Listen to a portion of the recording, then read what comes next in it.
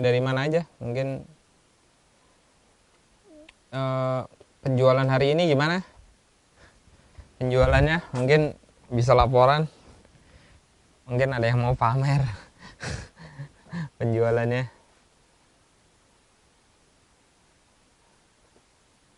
Tes. Dengar nggak? Dengar kan ya? Harusnya dengar. Oh, penjualan aman. Sama dari kota mana, penjualannya gimana?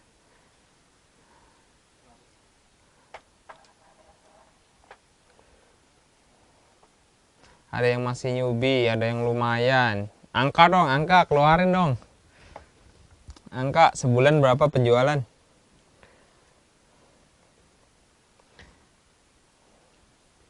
Sembilan item boleh kalau mau pamer item sehari itu ya.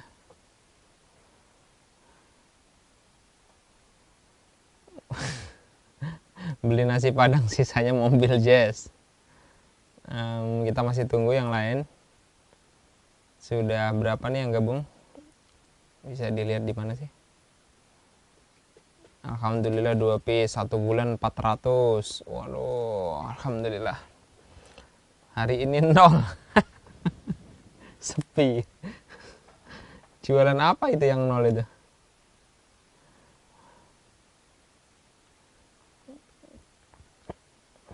Rp10.000 2 bulan. Ada yang dari Nganjuk. 3 hari nggak dapat order. Alhamdulillah 2 piece 4 item aja. Alhamdulillah 30-50 item. Kita masih nunggu teman-teman yang lain. Nggak apa-apa, ditunggu. 10 juta udah pasti. 1 bulan masih di bawah 10 transaksi. Oke.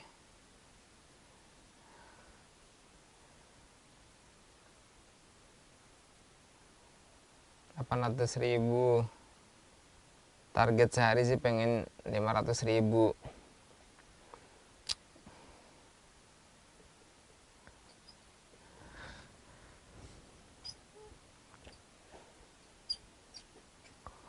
Kadang bingung sama kompetitor, bisa kasih harga pas modal.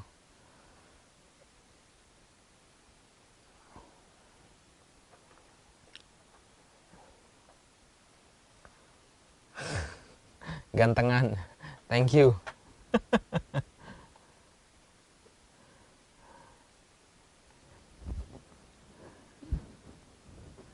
Modal habis buat promoted push.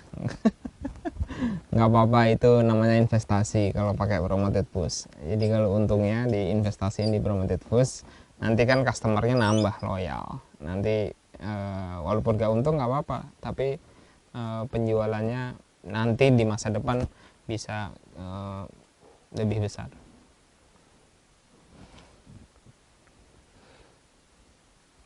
Udah berapa nih? Oke, udah hampir 1000. Kita mulai aja ya, tanpa menunggu teman-teman. Tema malam ini itu gimana caranya kita bisa meningkatkan penjualan. Saya bukan seller, saya bukan pelapak, jadi mungkin di sesi lain pelapak-pelapak lain bisa menjelaskan lebih detail mengenai teknik-teknik pelapak, tapi saya coba mau berbagi experience saya waktu mengembangkan Bukalapak dan tools apa saja yang mungkin teman-teman bisa pakai juga gitu. Saya pakai tools itu, teknik itu, mungkin teman-teman bisa menggunakan teknik yang sama dan mengaplikasikannya di bisnis teman-teman masing-masing. Jadi ini berdasarkan experience saya. Mungkin kalau untuk teknik-teknik yang lebih detail mengenai jualan di Bukalapak nanti bisa dijelaskan oleh pelapak-pelapak atau expert-expert yang lain. Jadi malam hari ini saya khusus ingin berbagi mengenai bagaimana meningkatkan penjualan berdasarkan experience saya mengembangkan Bukalapak. Jadi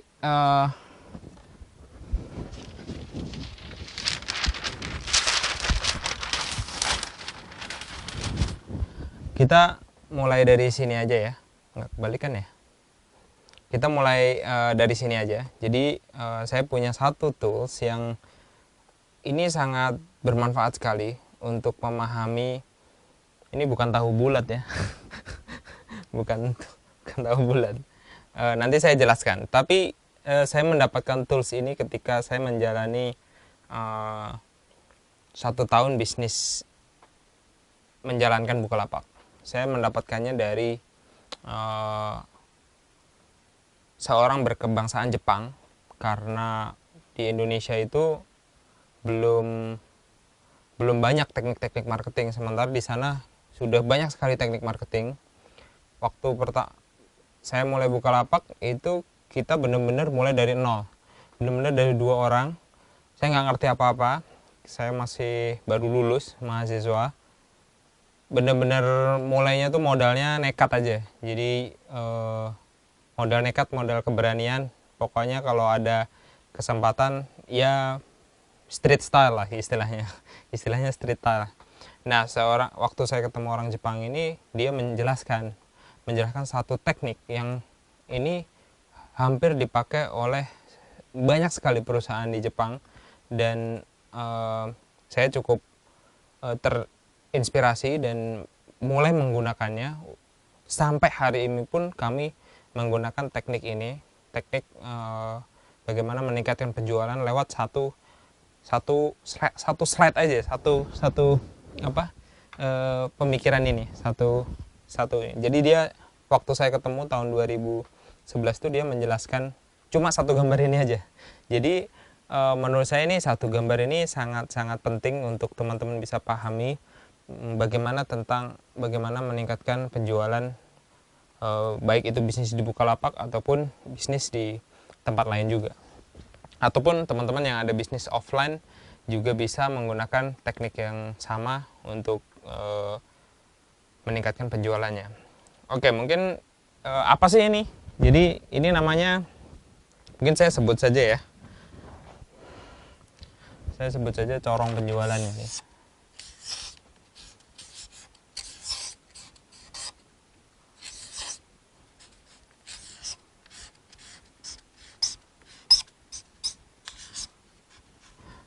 Ya, bahasa Inggrisnya funneling, tapi saya bahasa Indonesia aja, corong sales atau corong penjualan.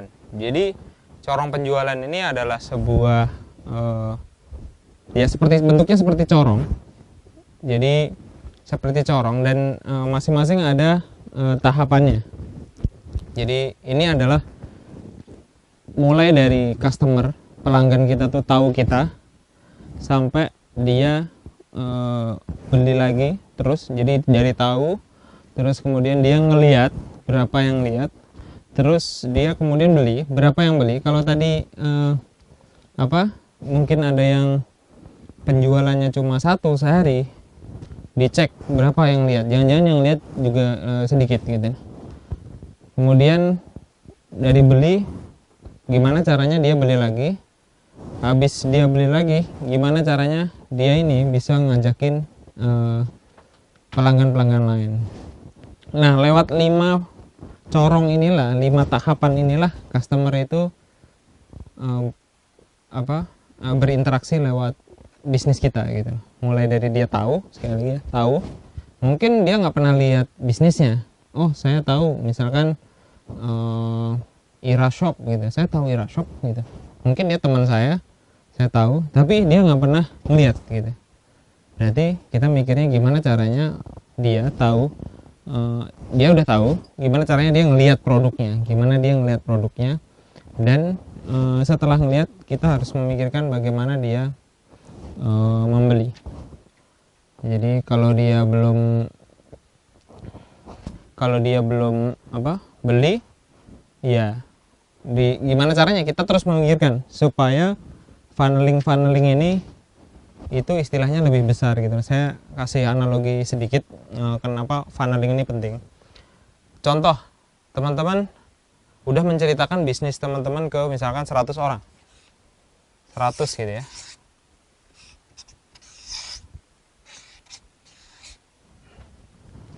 Ya kurang.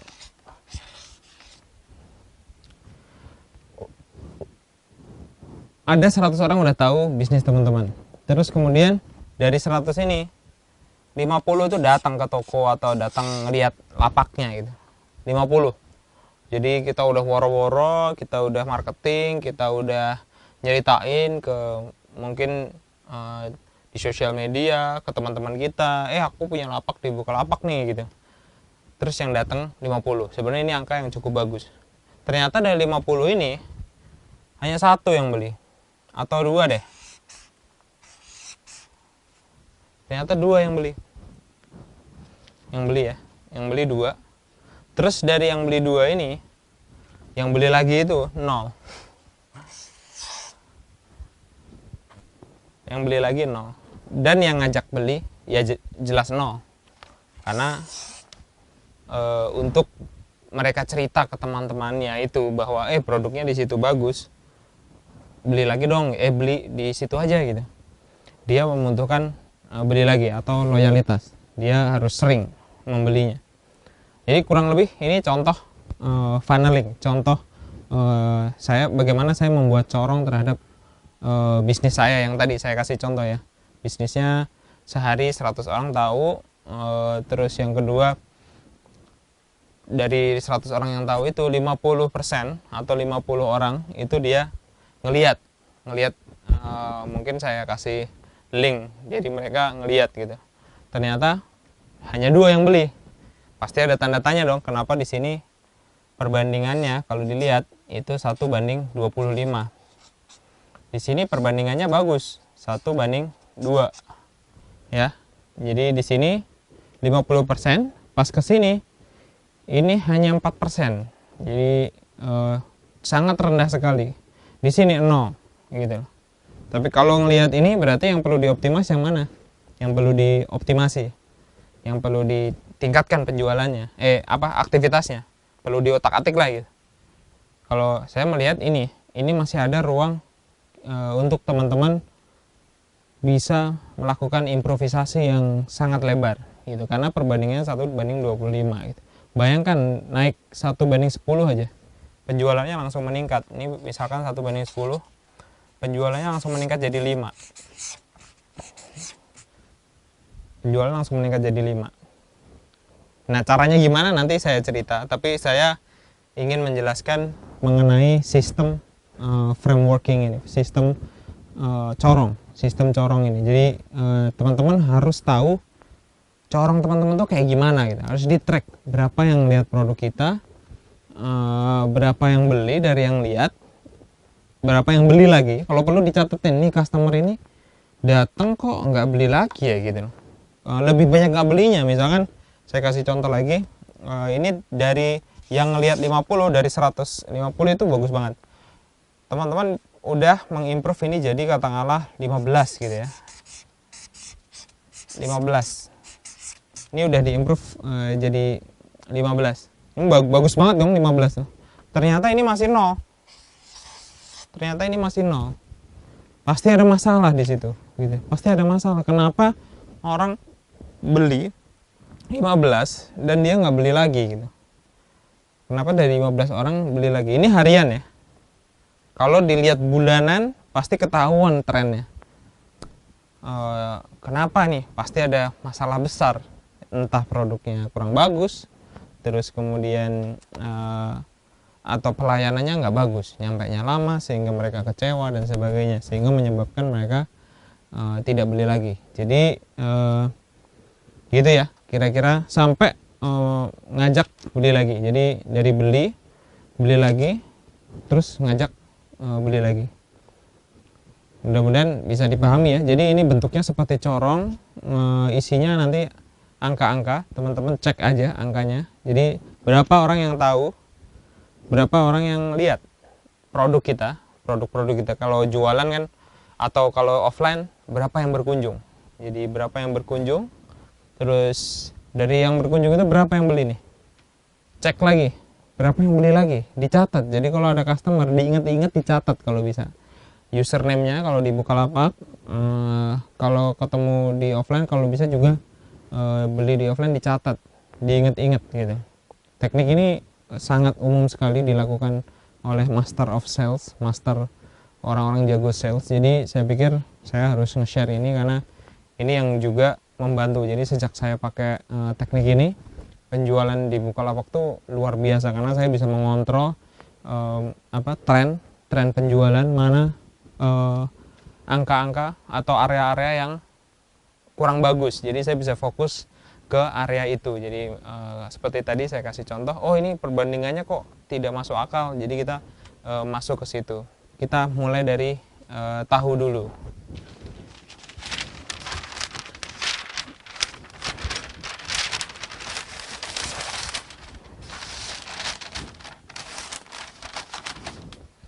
Jadi mungkin saya mulai dari bagaimana membuat bisnis kita itu diketahui banyak orang. Jadi banyak sekali cara-cara yang bisa dilakukan. Yang paling sederhana itu sebenarnya bentar, saya enggak slide. Oke. Jadi yang paling sederhana untuk membuat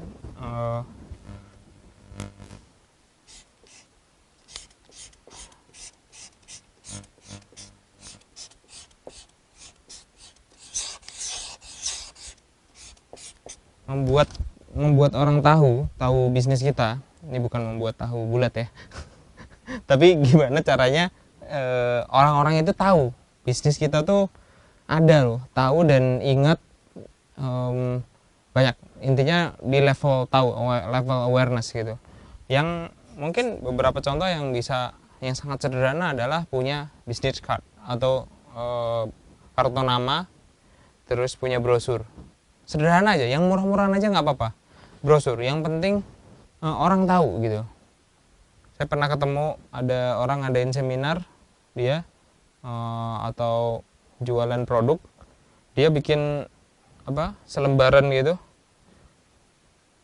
Selembarannya mungkin harganya cuma 25 perak gitu, tapi dia sebar itu di pinggir jalan, di kampus-kampus, sesuai target market yang akan dia tuju. Dengan begitu orang jadi tahu gitu. Yang penting tahu dulu. Jadi kartu nama ya, ini sederhana aja. Jadi make sure atau pastikan teman-teman itu punya identitas, punya kartu nama, punya nama. Karena nama itu cara agar orang ingat kita gitu. Namanya yang bagus, terus kemudian yang unik, yang kemudian sesuai dengan menggambarkan produknya, dan yang paling penting mudah diingat gitu. Jadi kartu nama atau mungkin brosur kali ya, sederhana gitu. Karena offline itu juga mau nggak mau masih efektif untuk kasus Indonesia. Mungkin contoh yang lain saya kasih contoh ya, untuk membuat orang makin banyak yang tahu terhadap bisnis kita, itu bisa juga dengan sosial media. Jadi kalau teman-teman punya Facebook, manfaatkanlah Facebook. Kalau teman-teman punya Instagram, manfaatkanlah Instagram. Nanti kalau jualan di Bukalapak dialirin aja ke Bukalapak gitu. Jangan menganggap Bukalapak itu platform yang sendiri gitu. Manfaatkan channel-channel penjualan, karena di sosial media itu ada sekitar ratusan juta, hampir 100 juta orang Indonesia ada di situ. Jadi penjualannya pasti audiensnya pasti akan lebih luas gitu. Jadi manfaatkanlah sosial media.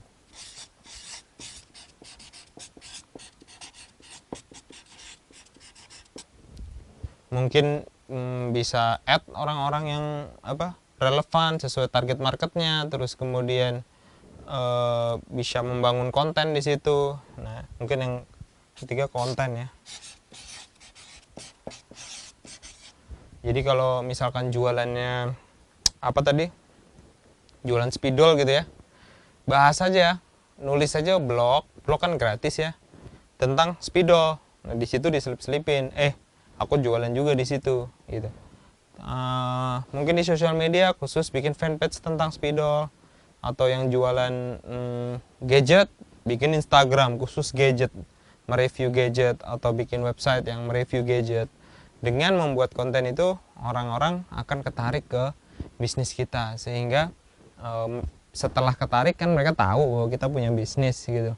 Nanti kita pikirin skenario kedua, mereka ngelihat produk kita gitu. Yang penting tahu dulu, yang penting kita tuh narik masa dulu, narik supaya mereka tuh tahu bisnis kita atau berkunjung ke toko kita gitu. Nanti kita bahas step yang kedua ini, saya bahas yang tahu dulu. Jadi konten juga bisa dimainin, jadi nulis konten, terus juga bisa juga SEO.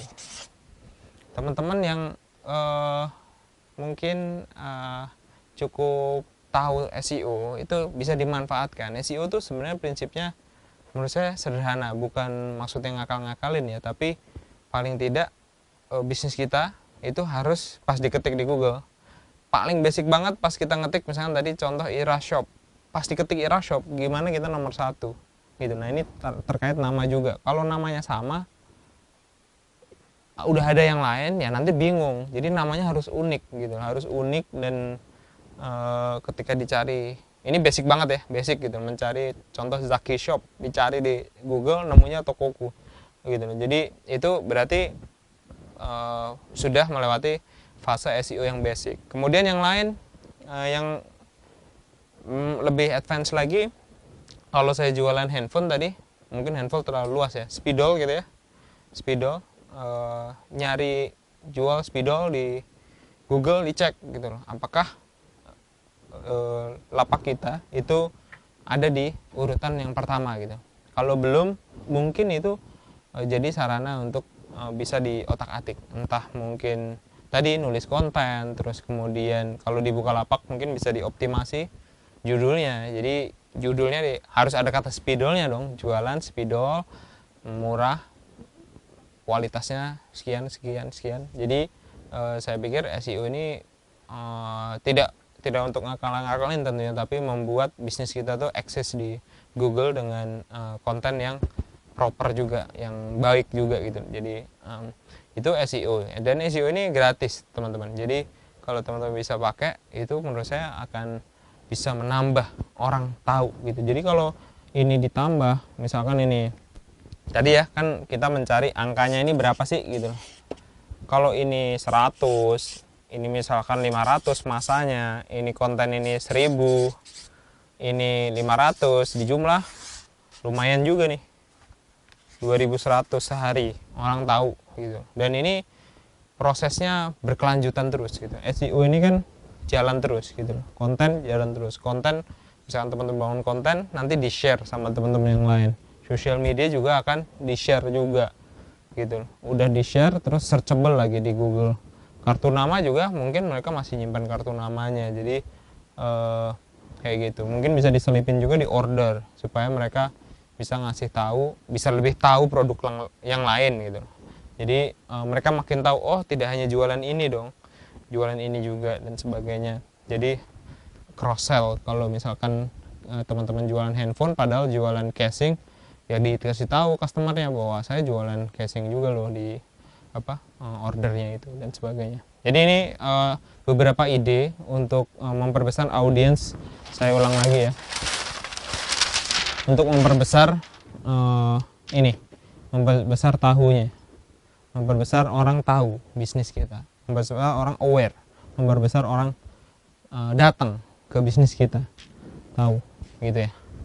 Jadi kita harus perbesar ini dulu untuk bisa memperbesar ke bawah-bawahnya. Kalau ini kecil, yakin deh, kalau ini kecil, kalau ininya 10 misalnya, 10 gitu ya,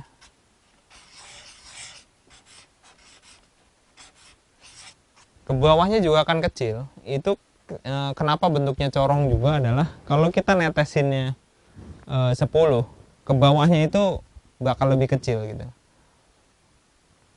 Jadi ke bawahnya bakal lebih kecil. Jadi kalau kita cuma masukin 10, bawahnya lebih kecil. Jadi kuncinya kita harus masukin ini sebanyak-banyaknya.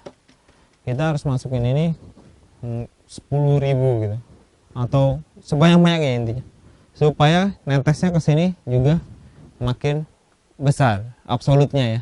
Nanti tinggal kita mainin persentasenya, berapa yang turun jadi cuma ngelihat barang, berapa yang turun jadi beli.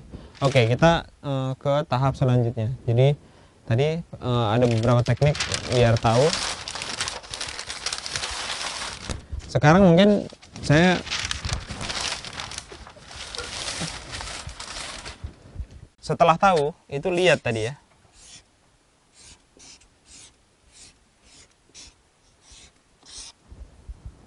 Setelah tahu dia lihat ya. Jadi nah gimana? Kan dia udah tahu nih bisnis, atau dia udah ngunjungin nih lapak kita ya. Gimana sih biar dia ngelihat barang kita gitu? Paling nggak mereka customer kita itu bener-bener ngeliatin gitu produk kita dan tertarik gitu. Jadi ini PR kedua, PR besar kedua, meningkatkan penjualan. Jadi yang tadi levelnya cuma tahu, oh si Zaki ini jualan ini tuh, tapi dia belum berkunjung. Nah gimana caranya mereka datang berkunjung dan ngelihat produk di tempat kita gitu. Beberapa yang bisa dioptimis sama teman-teman adalah mungkin bisa lihat foto, mungkin bisa mainin fotonya, gambarnya bagus. Jadi di internet itu karena visual itu foto sangat ngaruh. Bahkan di offline pun kalau teman-teman jualan pasti sangat berpengaruh sekali kualitas foto. Jadi fotonya harus bagus dan menarik sehingga membuat mereka tuh matanya ngelihat gitu, wah ini bagus nih gitu. Jadi di Bukalapak sendiri korelasinya besar sekali antara foto dan ngelihat. Fotonya, produk yang fotonya bagus itu memiliki tingkat dilihatnya paling besar. Apalagi kalau fotonya lebih dari satu. Jadi 2, 3. Antara foto yang jumlahnya 1 dengan foto yang jumlahnya lebih dari 1, 2, 3 nih. Beda yang lihatnya tuh juga sangat tinggi. Jadi foto ini menurut saya harus lebih serius. Teman-teman harus lebih serius memperhatikan produk foto teman-teman. Jangan cuma ngambil dari orang yang lain gitu loh. Kalau ngambil dari orang lain nanti nggak unik, nggak ada keunikan sehingga akan ngelihatnya sama aja ya. Ini mah kayak di tempat lain gitu, nggak ada bedanya, nggak ada pembeda. Apalagi kalau bisa moto dengan kualitas yang jauh lebih baik, menurut saya itu akan lebih bagus. Yang mungkin related to foto juga itu dia harus unik. Kenapa unik ini penting? Ini gini, bayangkan teman-teman ini analogi aja ya. Bayangkan teman-teman ada di sebuah mall. Di situ jualan misalkan 20 tenan food court. Jadi kalau kita di mall kan ada food court gitu ya. Food courtnya itu jualan misalkan pecel lele semua gitu. Food courtnya jualan pecel lele semua gitu. Mungkin pertama kita akan seneng, wah lapar makan gitu. Tapi pas yang kedua kita datang, kok lele semua ya, boring, membosankan. Pas di antara 20 itu kita ganti ya, ada yang jualan misalnya nasi padang. Kira-kira penjualan nasi padang itu gimana dibanding dengan orang-orang yang 19 lainnya jualan pecel lele tadi? Saya kok sangat yakin penjualannya akan lari ke yang namanya nasi padang. Kenapa? Sebenarnya mereka tuh jualan cuma 2 item. Satu pecel lele, yang kedua nasi padang. Jadi yang unik lah yang menang. Jadi yang paling unik, yang paling berbeda itu punya kelebihan sendiri. Tentu kelebihan banyak ya. Ada satu unik, mungkin bisa harga. Jadi dia bukan kelebihan utama, tapi salah satu kelebihan. Makin banyak kelebihan, produk teman-teman makin disukai sama banyak orang. Jadi unik, termasuk foto tadi. Fotonya juga punya ciri khas brand kita. Copywriting, mainin deh copywriting yang bagus, yang sesuai dengan karakter kita gitu. Bisnis yang bagus adalah yang sustain atau yang untung secara jangka panjang, itu umumnya memiliki keunikan tersendiri, baik dari sisi brand, nama tadi, copywriting, eksekusi fotonya punya ciri khas sehingga akan menarik pelanggan tuh ngerasa, oh toko ini berbeda ya gitu. Itu ya, jadi unik. Mungkin juga bisa memanfaatkan reputasi juga ya kalau di Bukalapak ya. Maksud saya feedback. Jadi kalau di Bukalapak teman-teman bisa mainin feedback. Feedback ini, reputasi ini sangat-sangat pengaruh di Bukalapak. Mungkin lapaknya kita tahu, tapi ketika ngelihat barang di Bukalapak supaya dilihat, itu reputasi ini juga sangat pengaruh. Jadi semakin tinggi reputasinya, semakin kemungkinan dilihat oleh pembeli. Yang keempat, bisa coba mungkin paid marketing.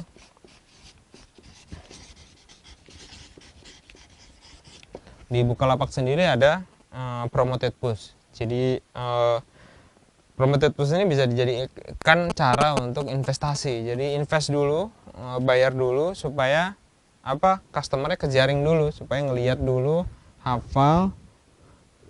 Untungnya nol nggak apa-apa, yang penting investasi terlebih dahulu sehingga jangan sampai rugi ya tentu ya. Jadi harus paling tidak nol atau rugi sedikit, karena nanti mereka akan balik lagi kan. Jadi ngitungnya gitu, mereka akan balik lagi nanti beberapa selang waktu, seminggu atau 1 bulan, mereka akan beli lagi. Bisa memanfaatkan paid marketing. Kita juga udah kerjasama sama Facebook sama Google. Di situ teman-teman bisa connect ke Facebook sama Google juga. Jadi itu juga cara untuk meningkatkan kemungkinan barang kita tuh dilihat gitu loh. Misalkan kita bayar 100.000, kalau yang lihat itu ribuan, nah harus dihitung tuh dari yang lihat yang beli berapa gitu. Cuan nggak istilahnya, kita spend 100.000, mungkin yang lihat, misalkan nih saya kasih contoh ya, kita spend 100.000 misalkan, ini harus dicek cuan nggak gitu loh. Yang lihat berapa visitornya, yang lihat, nanti saya bahas yang ketiga. Yang lihat misalkan ada 10.000 orang, yang beli berapa? Jangan-jangan cuma satu. Kalau satu cuma untung 10.000, rugi dong. Kalau cuma beli satu 10.000. Jadi kita harus, misalkan yang lihat 10.000, kita harus bisa ngukur yang beli misalkan 10. Kalau untungnya 10.000 satu produknya. Kalau untungnya 100.000 ya tadi udah cuan. Jadi gitu. Atau rugi-rugi dikit masih oke, karena orang yang beli ini nanti kita harus ngitung matriks tadi, si corong tadi, apakah itu dia beli lagi dan lagi. Kalau beli lagi dan lagi, kita rugi di sini nggak apa-apa, rugi setengahnya itu. Kalau yang beli itu setengahnya juga yang beli lagi. Jadi ini mungkin cara-cara bisa dipakai untuk meningkatkan kesempatan orang ngelihat produk-produk kita. Mungkin nanti kita bisa diskusi teknik-teknik lain yang bisa kita pakai untuk meningkatkan penjualan. Nah, bagaimana? Ini sebenarnya yang paling penting. Yang paling penting menurut saya bagian sini nih. Banyak produk dilihat, tapi orang nggak beli gitu. Tapi orang nggak beli.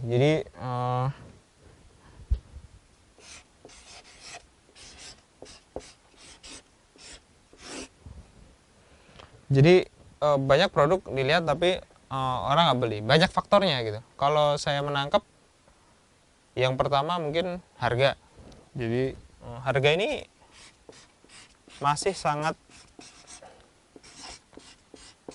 mau nggak mau di Indonesia masih sangat berpengaruh harga gitu. Jadi teman-teman juga harus bisa mainin harga, bandingin sama kompetitor. Kalau harganya udah mepet, semua orang jualan di harga yang sama, keluar aja.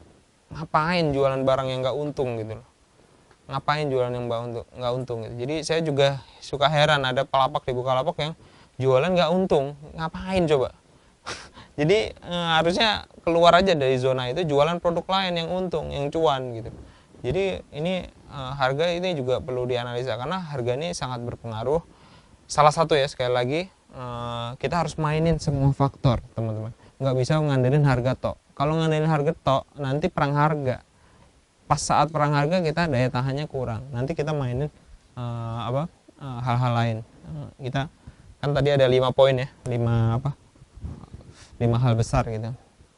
Jadi harga ini bisa dimain-mainin. Jadi kalau misalkan teman-teman ngaku layanannya terbaik, bisa kompetitif, samain harganya dengan orang yang jualan paling rendah. Menurut saya juga strategi yang bagus gitu loh, untuk bisa compete di market gitu. Bahkan harganya lebih mahal pun nggak apa-apa kalau pelayanan bagus. Jadi yang dijual pelayanannya. Mungkin bisa mainin garansi.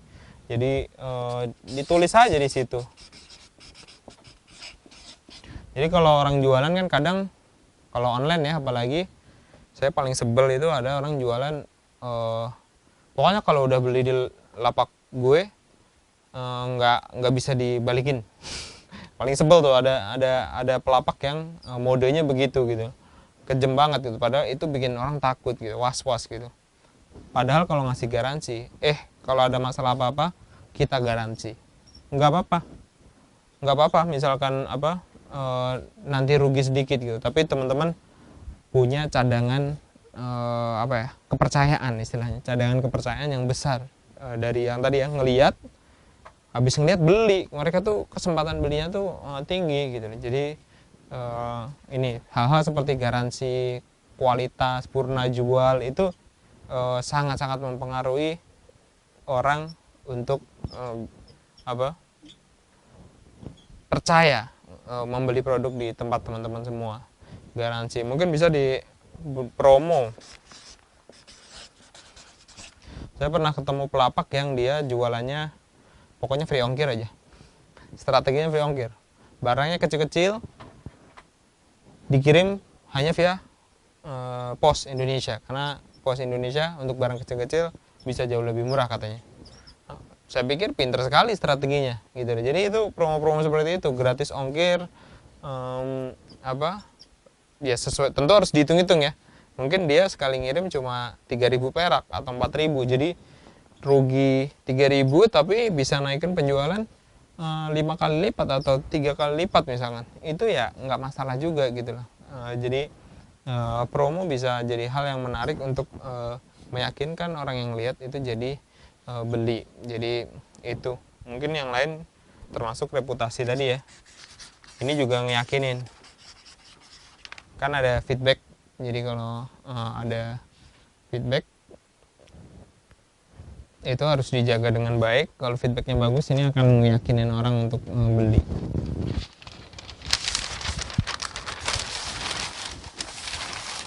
Nah terus beli lagi.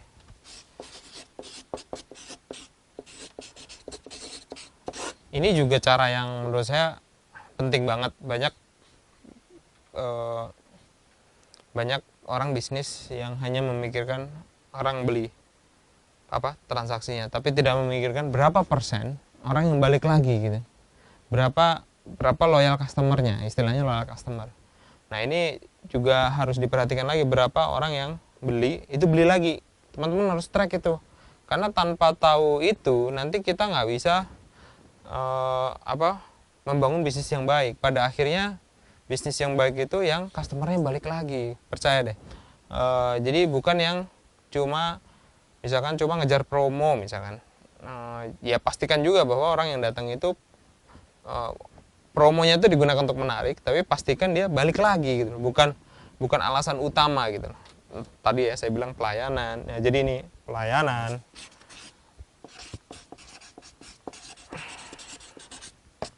Terus bisa juga pengiriman yang cepat.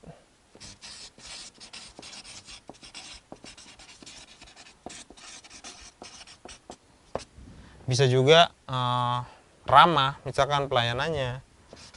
Jadi segala bentuk pelayanan atau purna jual menurut saya sangat layak untuk dicoba gitu. Garansi tadi yang saya bilang. Jadi ketika rusak itu justru jadi kesempatan kita untuk memuaskan dia gitu. Jangan malah sekali lagi saya sebel sama misalkan pelapak yang pas rusaknya itu karena pelapak misalkan. Jadi harus gentle juga, kalau rusak karena pelapak dia harus ganti gitu. Jadi mereka senang dan rasa nyaman juga gitu. Paketnya rapi, nyaman, aman. Artinya kalau dibanding-banding juga nggak rusak. Jadi itu bagian dari membuat mereka beli lagi. Terus juga kalau perlu di paket itu selain paketnya rapi, dikasih kata-kata yang mungkin bisa membuat mereka senang gitu loh. Itu mungkin saya langsung aja terus juga gimana cara ngajakin, karena waktunya udah habis, kita nanti perbanyak tanya jawab aja.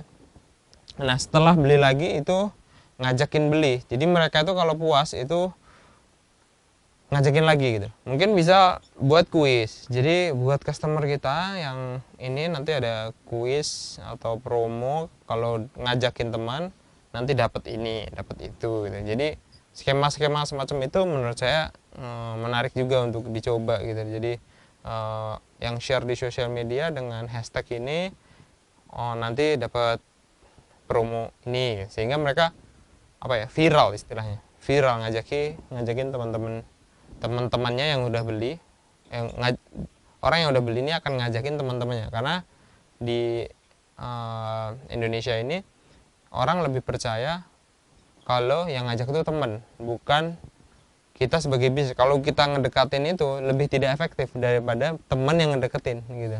Kita lebih percaya sama teman. Jadi mungkin itu aja sih yang mau saya share. Saya mau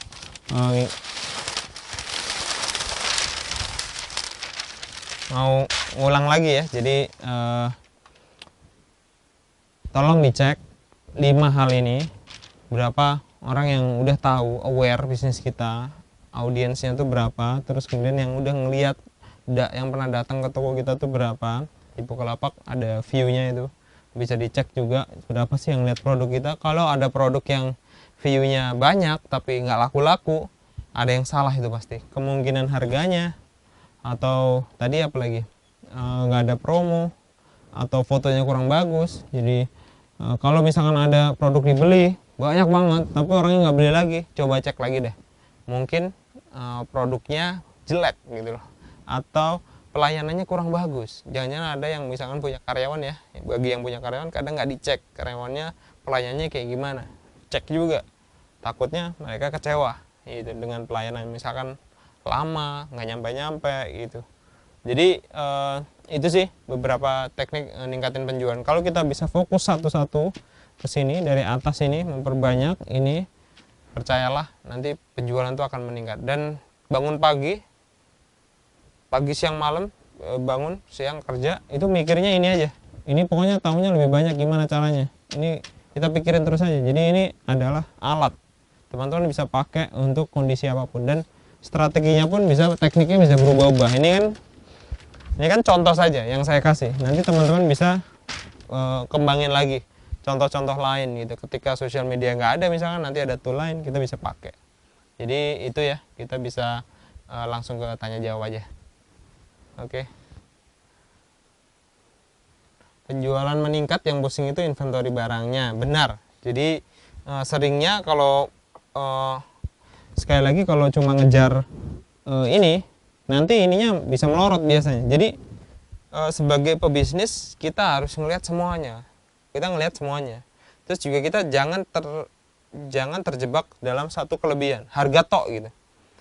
Menurut saya bisa pas harga, kita main harga, marginnya tipis, kita nggak ada layanan purna jual, berantakan nanti. Jadi jangan naruh uang di satu tempat, satu keranjang. Jadi harus taruh di tempat lain. Prinsipnya seperti itu.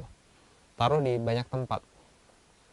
Bagaimana membuat foto unik? Saya kira di Bukalapak udah banyak dijelasin ya. Mungkin sebenarnya bisa pakai studio mini, itu simple banget, pakai kertas karton sama lampu, ditutupin kardus, di foto itu udah bagus banget. Itu paling minimal, itu pakai HP juga udah bisa bagus. Mungkin teknik-teknik lain bisa dikembangin, yang penting pas fotonya kita lihat itu unik gitu, bagus, membuat orang mau ngeliat gitu. Nah itu bisa dites-tes juga tuh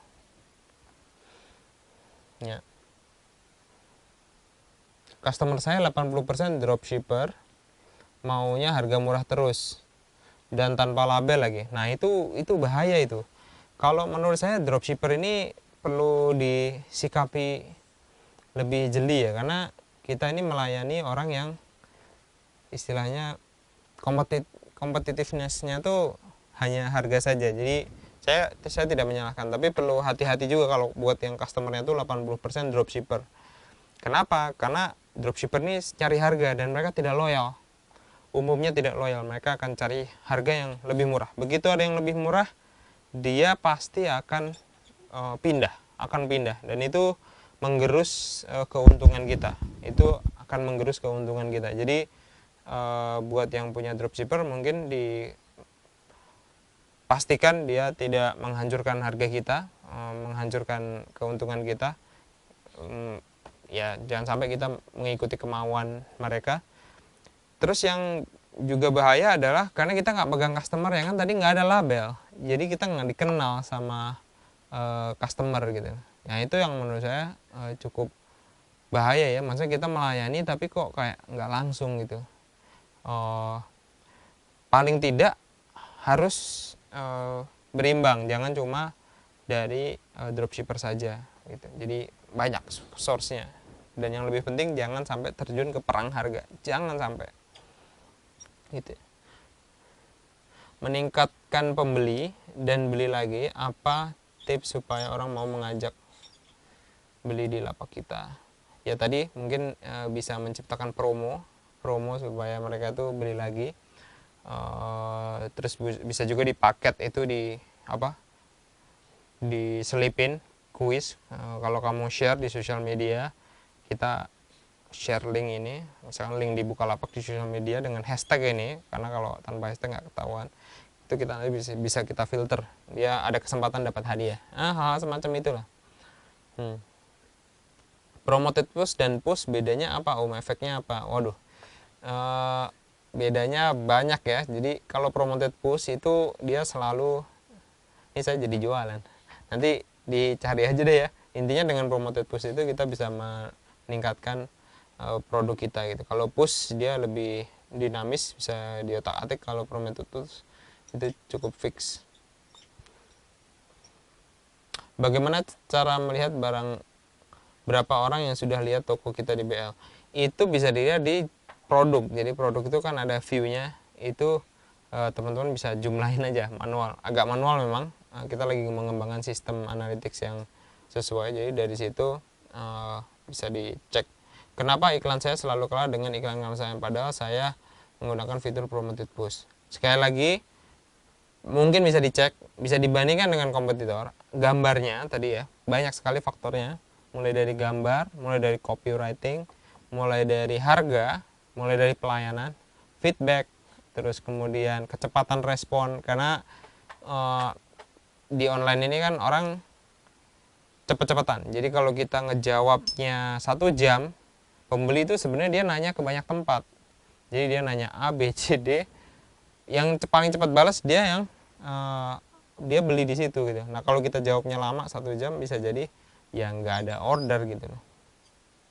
Promo adalah salah satu menciptakan sales di BL. Apakah semua seller memiliki kesempatan bisa ikutan promo tampil di halaman Bukalapak? Oh ya, kita promoted push sama push itu bisa untuk semua customer. Bisa untuk semua customer.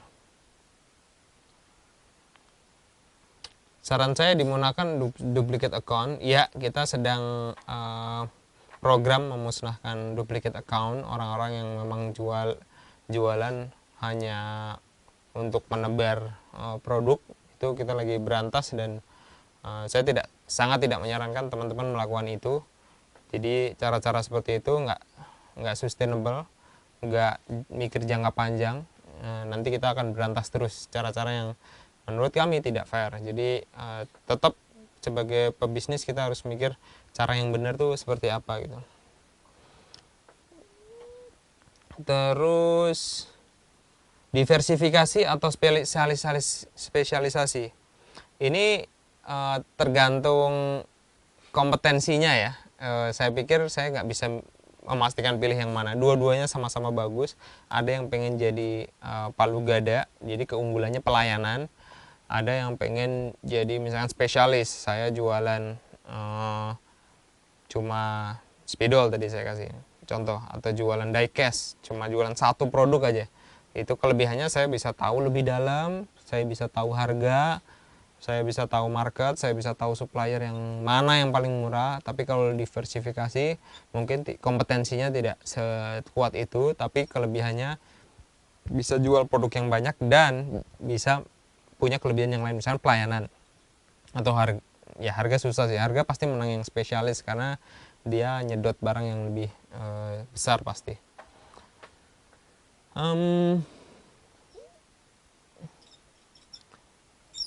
Oke. Ketika di searching yang keluar itu barang-barang bersaing, apakah harus menambah harga per klik di promoted push? Nah ini susah sekali. Sekali lagi, kalau arahan saya di Bukalapak sih ke pelapak-pelapak selalu cari diversifikasi, karena ibaratnya toko di offline, kalau semua sama saja itu nanti yang menang pada akhirnya yang di depan misalkan, yang bayar, yang kayak gitu-gitu. Jadi promoted push sekali lagi hanya alat untuk biar kita eksis. Tapi kalau kita nggak punya kelebihan maupun kita pakai promoted push, saya kira juga akan sia-sia gitu loh. Jadi yang fokus yang paling diutamakan adalah kita ini harus mendefinisikan kelebihan dan keunggulan kita, terus kemudian punya keunikan, sehingga pas promoted push pun juga mereka akan beli dan balik lagi dan balik lagi.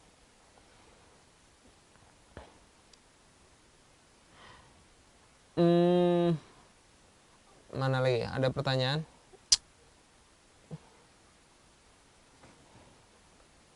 Bukalapak menyediakan widget untuk dipasang di blog. Itu udah ada, bro. Gan.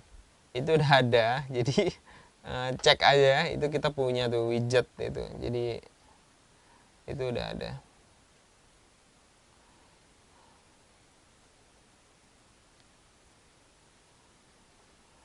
Apakah premium account akan efektif untuk semua produk yang di display? Ya premium account itu cuma menambahkan label bahwa ini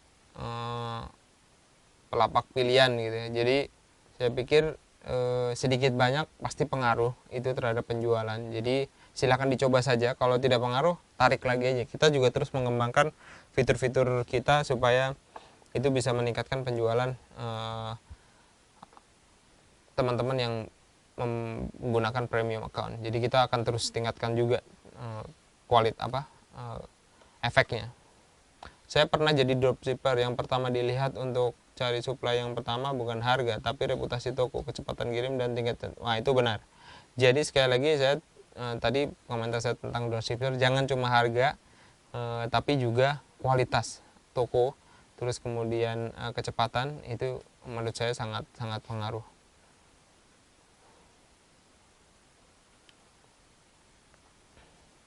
Bagaimana cara membuat deskripsi barang yang baik dan benar agar dapat lebih menarik? Ini saya bukan expertnya. Teman-teman pasti bisa lah merangkai kata-kata yang bagus buat customer teman-teman. Jadi pikirkanlah dan selalu dicek apakah dengan kata ini penjualannya meningkat. Jangan statis istilahnya. Coba terus. Kalau misalkan nggak berhasil, coba lagi, ganti kata-kata gitu. Karena juga suasana market juga berubah, jadi kita harus ngikutin.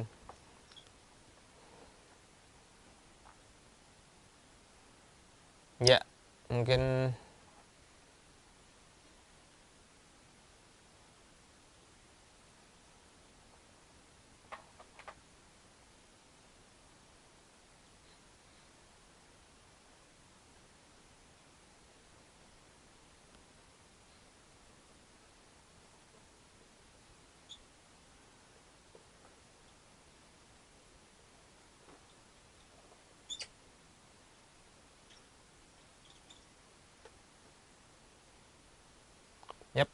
Ya, saya kira itu dari kita. Mudah-mudahan ilmu yang saya share ini bermanfaat dan memiliki efek terhadap penjualan teman-teman. Saya pikir harusnya ya, karena saya sendiri 5 tahun menggunakan teknik ini juga alhamdulillah penjualannya luar biasa. Dan yang paling penting, teman-teman silakan join. Pertanyaan-pertanyaan yang belum sempat bisa nanti dijawab melalui Telegram channel.